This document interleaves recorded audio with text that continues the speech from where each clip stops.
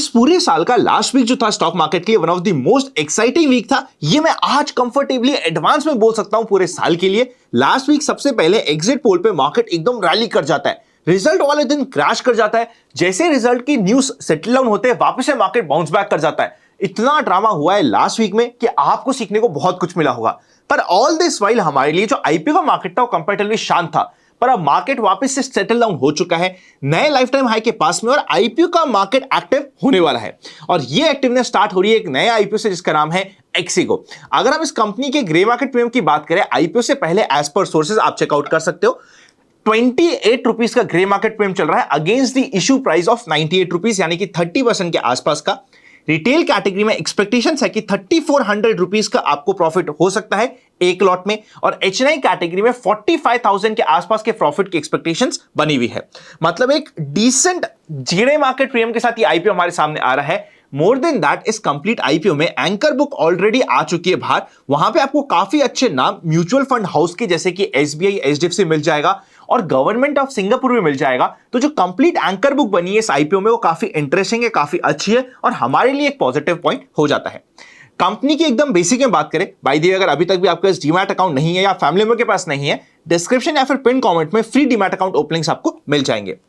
Company basically एक online travel agency है। आपको बुक करनी हो फ्लाइट की टिकट, ट्रेन की टिकट, बस की टिकट या फिर होटल्स बुक करनी हो, उस तरीके की एक कंपनी है जो अपनी सर्विसेज प्रोवाइड करती है। आई एम वेरी श्योर आपने चाहे बुकिंग करी हो या ना करी हो इस प्लेटफॉर्म से, इस प्लेटफॉर्म का नाम ढूंढा या फिर सर्च जरूर कर लिया होगा जब भी आप कोई होटल बुक कर रहे होंगे। आईपीओ ओपन होने वाला है 10th ऑफ जून यानी कि मंडे को। वेडनेसडे 12th को आईपीओ क्लोज हो जाएगा। थर्सडे को अलॉटमेंट डिसाइड हो जाएगा। फ्राइडे को या तो आपको अपना पैसा वापस से रिफंड मिल जाएगा या फिर शेयर्स मिल जाएंगे। 18th ऑफ जून को होने वाली है इस कंपनी की लिस्टिंग।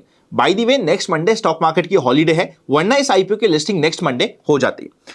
आईपीओ का साइज रिटेल कैटेगरी में 161 शेयर्स का एक लॉट होगा 14,973 रुपीज का। एचएनआई स्मॉल कैटेगरी में आपको 14 लॉट्स के लिए मिनिमम अप्लाई करना पड़ेगा और एचएनआई बिग कैटेगरी में 67 लॉट्स के लिए अप्लाई करना पड़ेगा। 740 करोड़ का आईपीओ का टोटल साइज है। 120 करोड़ है फ्रेश इशू, बैलेंस है ऑफर फॉर सेल। इस आईपीओ में मेजर अमाउंट होने वाला है ओएफएस, यानी कि एग्जिस्टिंग ओनर अपना माल बेच के निकल रहे हैं। यह इस आईपीओ का नेगेटिव पॉइंट हो जाएगा अगर इस आईपीओ की वैल्यूएशन हमें महंगी लगेगी। अगर महंगी है या नहीं उसे हम आगे डिस्कस करते हैं। बीएसई एनएसई दोनों पे लिस्टिंग होगी। नेक्स्ट क्यूआईबी के लिए 75%, रिटेल के लिए मात्र 10% और एचएनआई कैटेगरी के लिए मात्र 15% का कोटा होने वाला है।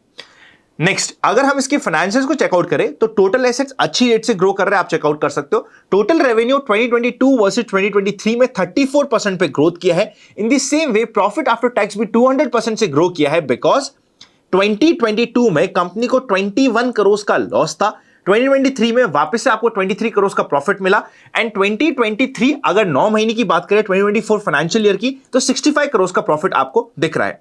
अब इसके फाइनेंशियल्स में ना मैं आपके लिए एक इंपॉर्टेंट चीज है जो नोटिस में करवाने की कोशिश करता हूं। अगर आप इसके प्रॉफिट मार्जिन की बात करोगे ना 2024 फाइनेंशियल ईयर के 9 महीने का प्रॉफिट मार्जिन आपके निकल के आ रहा है 13.38% का। 2023 में था ये 4.67% का। उससे पिछले साल में ऑब्वियसली कंपनी लॉस में थी एंड 2021 में भी 5.56% का था। मतलब आईपीओ से जस्ट पहले इस कंपनी का प्रॉफिट मार्जिन बढ़ जाता है। अगर आप आईपीओ से जस्ट पहले की बात करोगे तो आरओई भी बढ़ के पहुंच जाता है 15% के आसपास का। पिछले साल या पुराने कभी भी साल में देखोगे यूजुअली 5% के आसपास का था आरओई। तो ऐसा आप कह सकते हो कि आईपीओ से पहले अचानक से कंपनी के फाइनेंशियल्स बढ़ गए हैं, अच्छे हो गए। क्या ये लॉजिकली हुआ है या इसमें कुछ और झोल है, ये आपका ओपिनियन के ऊपर डिपेंड करेगा कि किस तरीके से आप इस चीज को लेंगे। ईपीएस 2.26 का है। पी रेशियो निकल के आ रहा है पोस्ट आईपीओ 41 का और प्री आईपीओ 148 का। अगर हम पीयर से कंपैरिजन करें तो यात्रा ऑनलाइन का पी रेशियो आप चेकआउट कर सकते हो, रफली हमारे सामने रहता है 358 का। एंड ईज माई ट्रिप जो एक्चुअली इनका सबसे बड़ा कॉम्पिटिटर होने वाला है उसका निकल के आता है पी रेशियो 72 का।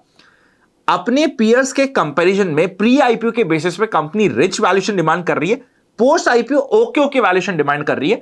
ऐसा नहीं है कि कंपनी ने आईपीओ में बहुत स्कोप छोड़ दिया हो आपके लिए लिस्टिंग इनका, ऐसा नहीं है। Object of the issue working capital requirement करना, इंफ्रास्ट्रक्चर और टेक्नोलॉजी को डेवलप करना और इनऑर्गेनिक ग्रोथ को सप्लीमेंट करना और बढ़ाना, और सबसे मेन पर्पस ओएफएस को पूरा करना। तो इस कंप्लीट आईपीओ के अगर हम कंक्लूजन की बात करें, देखिए कंक्लूजन पर जाए उससे पहले आप इंपॉर्टेंट पॉइंट समझिएगा। पॉजिटिव भी है नेगेटिव भी है। पॉजिटिव क्या है कि ये सेगमेंट बहुत अच्छा है। स्पेशली आफ्टर कोविड पिछले 1 साल 2 साल में हमने देखा है कि ट्रैवल इंडस्ट्री बहुत बूस्ट कर रही है, लोगों को ट्रैवल करना है, सबसे ज्यादा एक्सपेंडिचर लोग ट्रैवल के ऊपर कर रहे हैं। कंपनी के फाइनेंशियल्स अच्छी तरीके से बाउंस बैक करे हैं, पर अभी जो कंपनी वैल्यूएशन डिमांड कर रही है वो थोड़ी सी रिच वैल्यूएशन है। ग्रे मार्केट प्रीमियम डिसेंट 25-30% का चल रहा है। एंकर बुक काफी अच्छी बन के आई है। ओवरऑल ये एक ऐसा आईपीओ है जिसमें आपको 7 तो अच्छे पॉइंट मिल रहे हैं और 3 नेगेटिव पॉइंट मिल रहे हैं। इन चीजों को ध्यान में रखते हुए आपको अपना डिसीजन बनाना पड़ेगा।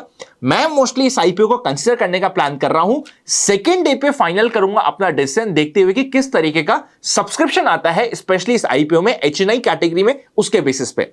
आई होप हमने सारे इंपॉर्टेंट पॉइंट्स को कवर कर दिया है। जितना भी आप जानना चाहते थे, स्टडी करना चाहते थे इस आईपीओ के बारे में, नए हो चैनल को सब्सक्राइब करे बिना मत जाइएगा। Happy learning and I will see you very soon.